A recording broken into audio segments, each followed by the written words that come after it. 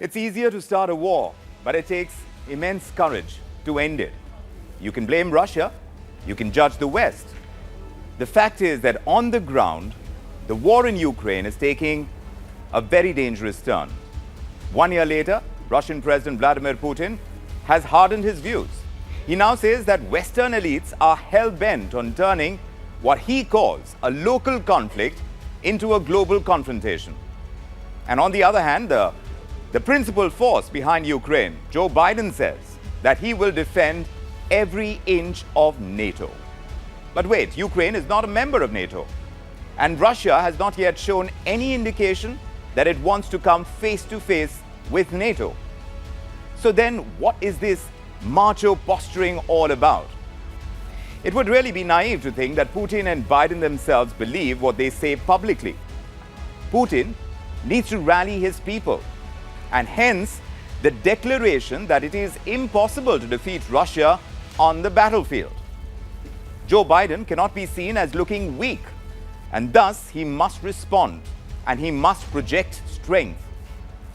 At some point, both these parties will have to come to the negotiating table, and both parties know this. The big puzzle, though, is when will this time come? Because Ukrainians, and not to forget Russian soldiers, they are dying, even as global leaders play their own games. The cost, of course, is both human and material, and it's too big to ignore. Sample these numbers. We've arrived at these numbers compiling data from ground reports, from official announcements. And we've also cautiously used data that has been put out by intelligence agencies. It is estimated that up to 180,000 Russian soldiers have been killed or wounded.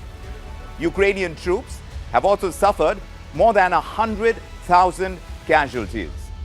30,000 civilians have lost their lives too, while up to 8 million have been displaced.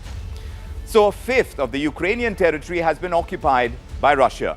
The United States has spent almost $80 billion to fund Ukraine's response to the invasion. And it's estimated that $350 billion would be needed to rebuild Ukraine. And that estimate is from the month of September last year. So yes, it is difficult to digest, and it brings us to the next big question.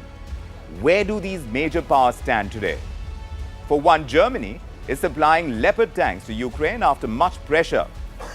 The United Kingdom is not opposed to the idea of sending jets there. And then on the other hand, you have the French President Macron, who has repeatedly said that Russia must not be crushed.